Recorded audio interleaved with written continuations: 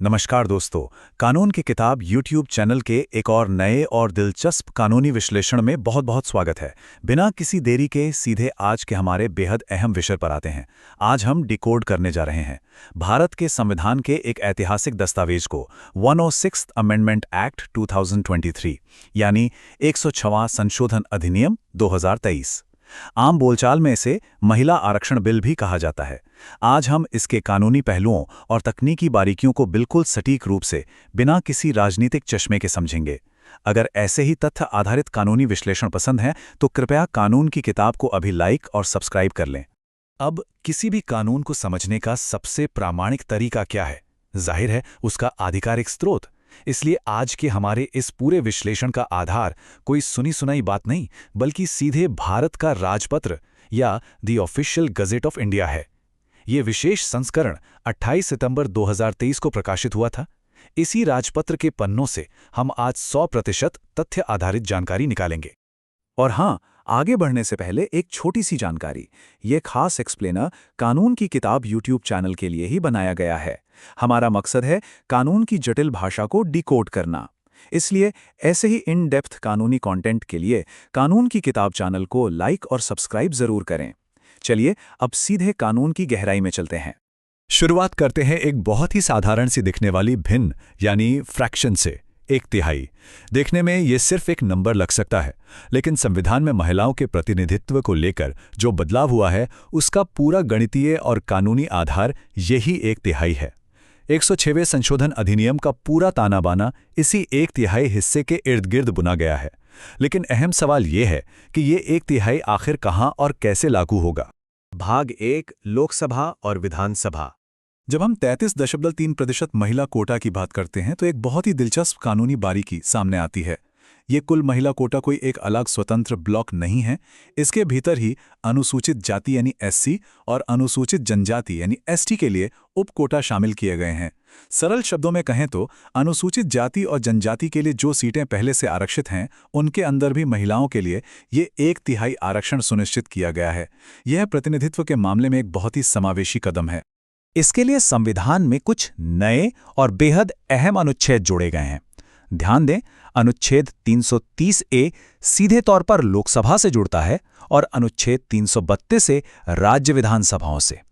इन अनुच्छेदों के तहत यह अनिवार्य किया गया है कि सीधे चुनाव से भरी जाने वाली कुल सीटों का 1/3 महिलाओं के लिए आरक्षित होगा। और जैसा कि हमने अभी देखा, इसी के भीतर SC सीटों का 1/3 SC महिलाओं के लिए और ST सीटों का 1/3 ST महिलाओं के लिए आरक्षित होना तय किया गया है। भाग 2, दिल्ली राष्ट्रीय राजधानी क्षेत्र। अब यहाँ एक बड़ा ही रोचक तुलनात्मक पहलू आता है। बाकी सभी राज्यों की विधानसभाओं में महिला आरक्षण लागू करने के लिए नया अनुच्छेद 332A जोड़ा गया। लेकिन जब बात दिल्ली की आती है तो संवैधानिक रास्ता थोड़ा अलग हो जाता है। दिल्ली के लिए पहले से मौजूद अनुच्छेद 239A में विशिष्ट संशोधन किए गए हैं।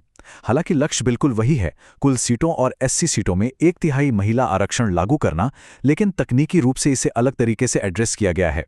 अगर हम मूल दस्तावेज की प्रविष्टियों पर नजर डालें तो अनुच्छेद 239AA में कुछ नए खंड यानी क्लॉजेस जोड़े गए हैं। BB, BB और BC। खंड BB ये स्थापित करता है कि दिल्ली विधानसभा में महिलाओं के लिए सीटें आरक्षित होंगी। वहीं खंड BB ये पक्का करता है कि अनुसूचित जातियों के लिए आरक्षित सीटों में से 1/3 महिलाओं के खाते में जाएंगी। और अंत में BC ये स्पष्ट कर देता है कि सीधे चुनाव से भरी जाने वाली कुल सीटों का 1/3 महिलाओं के लिए ही होगा। तो इस तरह दिल्ली को पूरी तरह से कानूनी दायरे में लाया गया है। अब तक ये तो बिल्कुल साफ हो गया कि आरक्षण का स्ट्रक्चर क्या है और ये कहां-कहां लागू होगा। लेकिन यहां एक $1 मिलियन सवाल खड़ा होता है। ये आरक्षण आखिर लागू कब होगा? क्या राजपत्र में छपते ही ये कानून प्रभावी हो गया? सच कहें तो इसका जवाब थोड़ा पेचीदा है और इसे समझने के लिए हमें इस अधिनियम के सबसे क्रिटिकल हिस्से को समझना होगा। और उस क्रिटिकल तकनीकी तंत्र को डिकोड करने से पहले बीच में एक बार फिर याद दिला दें, अगर ये गहराई से किया गया कानूनी विश्लेषण पसंद आ रहा है तो कानून की किताब YouTube चैनल को अभी लाइक और सब्सक्राइब करें। कानून को इतने स्पष्ट और निष्पक्ष तरीके से समझने का ये सबसे सही मंच है। चलिए अब वापस उसी अहम सवाल पर लौटते हैं। भाग 3, जनगणना और परिसीमन। अनुच्छेद 334 से एक बहुत ही सख्त टाइमलाइन यानी कालानुक्रमिक प्रक्रिया तय करता है। इसे स्टेप बाय स्टेप समझते हैं। सबसे पहले अधिनियम का पारित होना, जो 2023 में पूरा हो चुका है। दूसरा स्टेप है पहली जनगणना, यानी इस अधिनियम के लागू होने के बाद जो भी पहली जनगणना होगी उसके प्रासंगिक आंकड़े प्रकाशित होने चाहिए। तीसरा स्टेप है परिसीमन यानी डिलिमिटेशन। जनगणना के आंकड़ों के आधार पर निर्वाचन क्षेत्रों की सीमाओं का फिर से निर्धारण किया जाएगा। और फाइनली, जब ये परिसीमन पूरा हो जाएगा उसके बाद ही ये महिला आरक्षण कानून वास्तव में लागू होगा। तो स्पष्ट है कि ये कोई रातों रात लागू होने वाला कानून नहीं, बल्कि एक लंबी प्रक्रिया का हिस्सा है।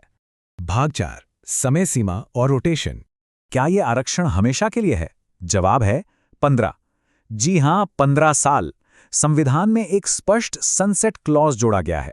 इसका सीधा सा मतलब यह है कि जिस दिन से यह आरक्षण लागू होगा उसके ठीक 15 वर्षों की अवधि समाप्त होने पर यह स्वतः ही निष्प्रभावी हो जाएगा।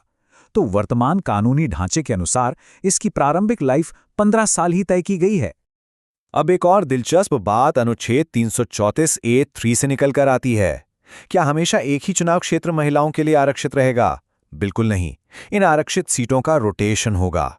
लेकिन यह रोटेशन ऐसे ही किसी भी चुनाव में नहीं हो जाएगा, बल्कि यह प्रत्येक बात के परिसीमन के बाद ही होगा और इसका सटीक तरीका संसद द्वारा कानून बनाकर तय किया जाएगा। यानी 15 साल का समय, परिसीमन की प्रक्रिया और सीटों का रोटेशन, ये तीनों मिलकर इस पूरे सिस्टम को चलाएंगे।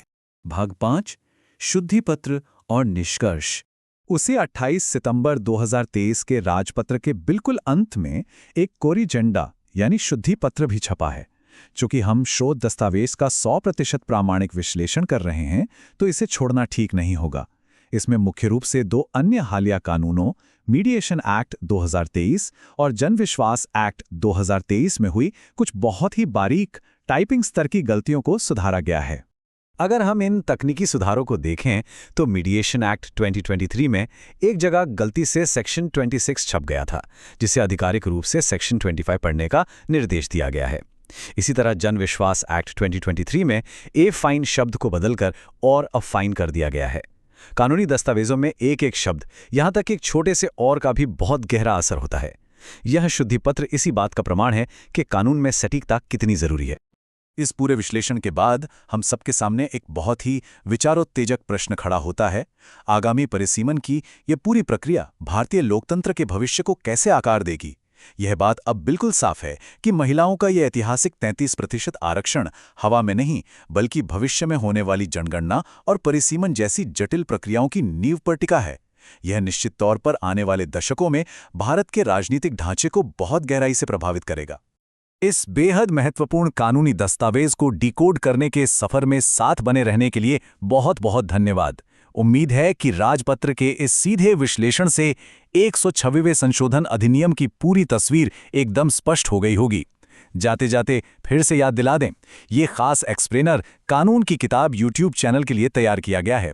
अगर ये जानकारी वैल्यूबल लगी हो तो कृपया कानून की किताब को तुरंत लाइक करें, शेयर करें और ऐसे ही शानदार तथ्य आधारित कानूनी विश्लेषणों के लिए चैनल को सब्सक्राइब करना बिल्कुल न भूलें। जल्दी मिलते हैं एक और नए विषय के साथ।